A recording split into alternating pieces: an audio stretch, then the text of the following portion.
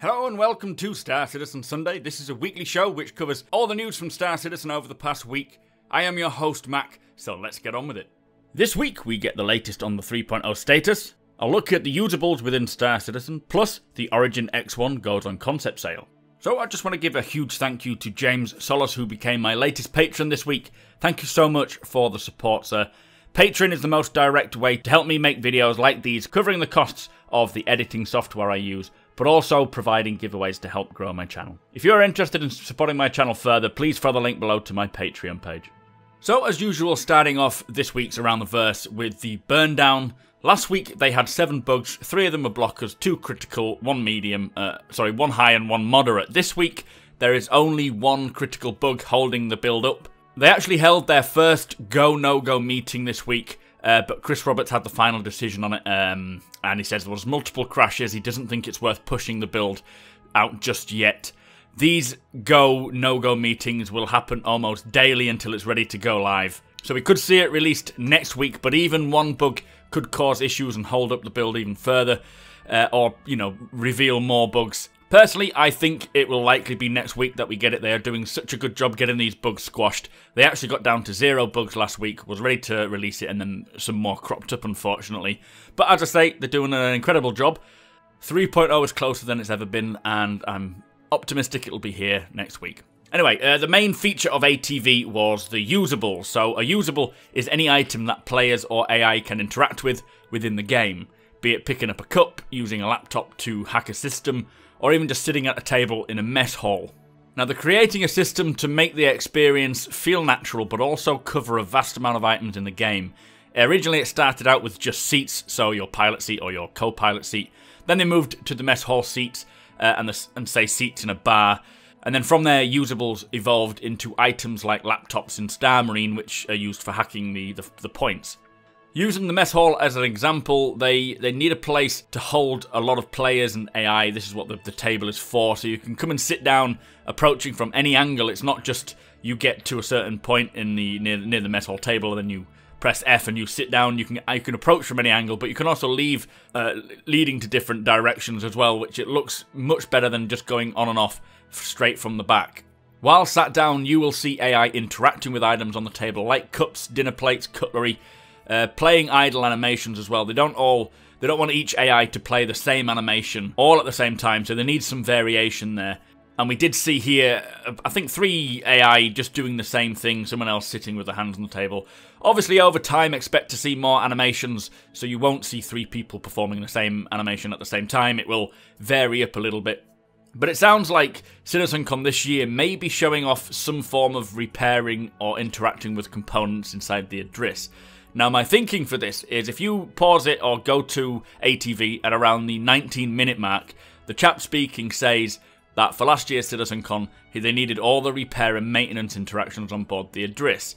Now although this was specific to last year's CitizenCon, we never saw that at CitizenCon last year. So does that mean that they're going to get it ready for this year? We know the address is finished, or kind of finished, so I would like to think that that is the case. Physically taking components out from sections of the ship and inspecting them or replacing them, I really hope so. Do listen at the 19-minute point and let me know what your thoughts are. That's the impression I get, so we'll just leave it there for now.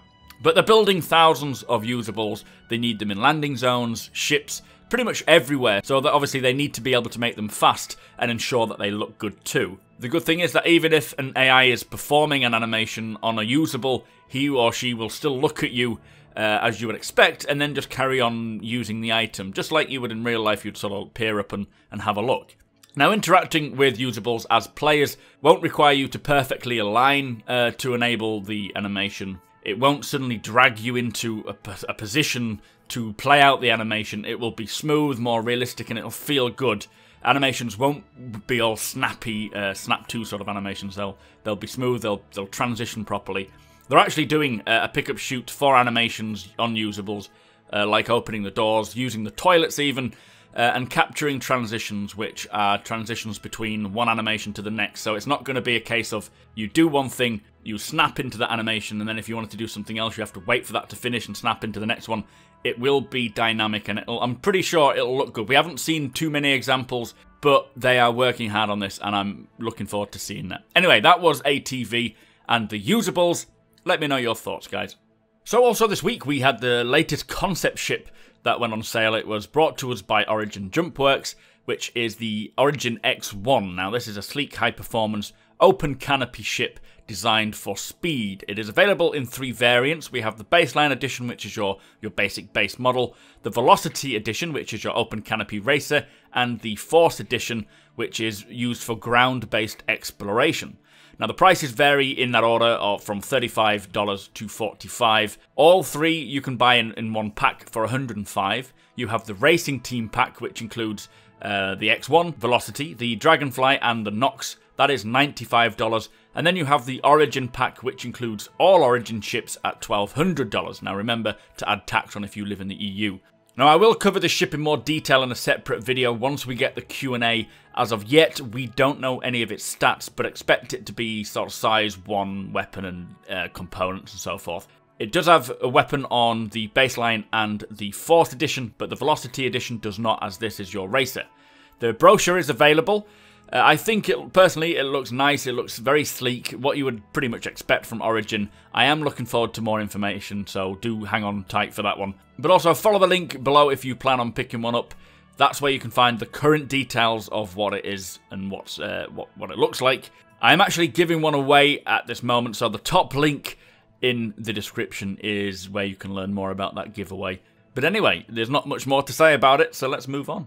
So, as usual, I now include Batgirl's Ben's Day, where she interviews Ben Lesnick, taking questions from her subscribers. The first question is to do with what cargo ship would complement a reclaimer for carrying the Constellation-sized amount of cargo it can carry, or scrap it can hold, sorry. And Ben says a hull B or a hull C would be good, but also a Caterpillar would work well, and I'm looking forward to pairing those 2 up. Next question is whether they will resell the 600i with the updated Q&A post. It did say it will be offered again, but they're not sure when the Q&A will be done, so you'll have to wait and see for that. Question after this is to do with smugglers, and will they be able to purchase all the items that a civilian can purchase, or will this profession prevent it? And he says they have spoke about limiting military stuff directly to pirates and smugglers and things like that. You know, people who are clearly on the other side of the law. You may have to visit a black market dealer to pick up certain items along those lines. But on the flip side, you may also have access to other items that civilians will not be able to get hold of. So, again, swings and roundabouts, it sounds like a good balance. Someone asked if one of the happy hour game dev streams could revolve around creating a mission using this mission creator tool that we saw in action. And he said it's a great idea. They'll write it down, but most likely happen after 3.0 is released. I'm looking forward to seeing that one. That would be good.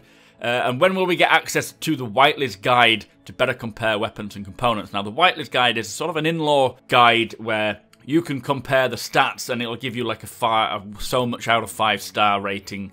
You see this actually on the weapons page. If you go onto the website to rent a weapon or whatever, it'll give you a whitelist rating, which is out of 5 stars or whatever they could use. And he says that with the site revamp coming with different specs, so you'll have to stay tuned for this. Obviously, they need to get and figure out the actual stats for the ships and the equipment first before they can really push out this guide, because that would be the final say, I guess. So a lot of balancing needed yet. So final question was, will we see many tools and devices to aid in, say, exploration or surveying or hacking? And he said he's got nothing specific to say about it just yet, but as time goes on there will be a lot more different tools, different types of radar scanners, things like for jump points either, or planets, or maybe resource scanning. Lots of different data collection tools that you'll need for whatever specific exploration job you're doing, but also things like probes or drones, even hand scanners and different armors for exploration too. So, as he says, once they get that system fleshed out, they'll know more about what they will need and what they can offer, and then you'll see things come thick and fast, I expect. So, a couple of points just mentioned. The Mustang is getting an upgrade soon, and also the monthly report is coming at the end of next week, which I will cover in a separate video. Anyway, that was Ben's Day. Let me know your thoughts on that one. Let's move on. Also this week, Citizens of the Stars featured Steve Bender as the dev in the hot seat and community member Borax. A new Observers post is available to read. The link is below in the description. Bugsmashers dealt with a Saber issue, and finally, there was a subscriber flash sale for the Drake Herald. So that brings us to the end of the show. Thank you for watching, and thank you to our subscribers, plus a massive thank you to our patrons as you make this possible. If you like what we do and want to help us make it better, follow the link in the description to our Patreon page to learn more.